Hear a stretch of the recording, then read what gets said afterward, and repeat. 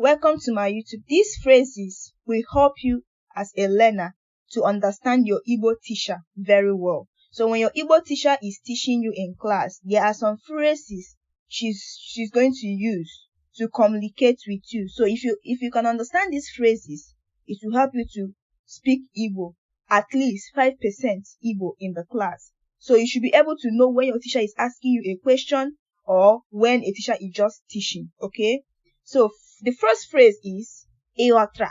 When you hear ehotra from your teacher, from your Igbo teacher, it means do you understand? Ehotra means do you understand? Hotra means understand. The E means you. Cause or the next one, yes. So you can decide to respond with yes or mba, no. Another way you can respond is hotraya, I understood it. Hotraya, I understood it. Nwere ajụjụ, I have a question. You can as well say nwere ajụjụ. So when you want to ask your teacher a question, you can say onye nkuzi nwere ajụjụ. Teacher, I have a question. Ajụjụ means question. Were, have. I. Nwere ajụjụ, I have a question. Jụọ ajụjụ, ask me a question. So this jụọ ajụjụ means you can tell it to someone or you can ask your teacher to ask you a question. Depends. You can use it in every other context beyond classroom. Jụọ ajụjụ. So jụọ pụtara, which pụtara means mean, okay? Jụọ means ask. Ajụjụ means question. So jụọ ajụjụ, ask me question. Bido, start. Jụọ, ask me. Bido means start. Jụọ means ask me. Ka, let. Ka anyị hụ echi.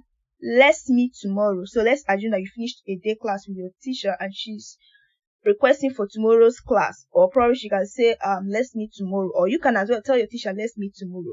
You can say it Igbo as ka anyị hụ echi.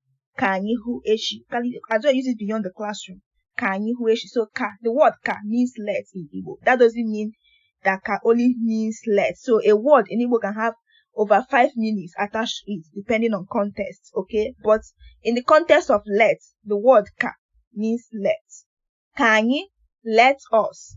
Ka anyị, let us. Ka m chee ya, let me think about it. Ka m chee ya, let me think about it. M na-eche ya, I'm thinking about it. Taa, anyị ga-asụ naanị Igbo na class. Today, we will speak only Igbo in class. So a teacher can come into the class and say, Taa, anyị ga-asụ naanị Igbo na class. That means today, we will speak only Igbo in class. Taa means today.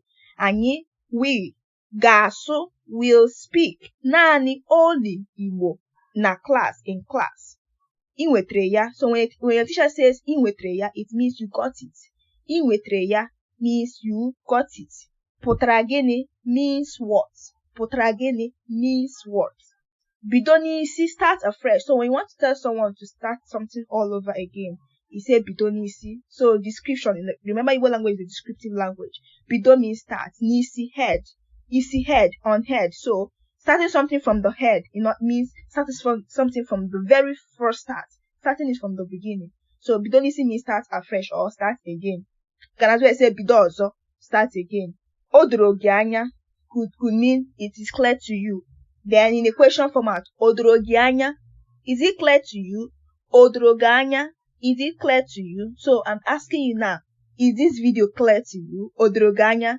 You can drop on the comment section by responding, o doro m anya. Yes, it is clear.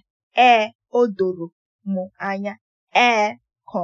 O doro m anya. Try it. You can write it on a sheet of paper before you type it on the chat.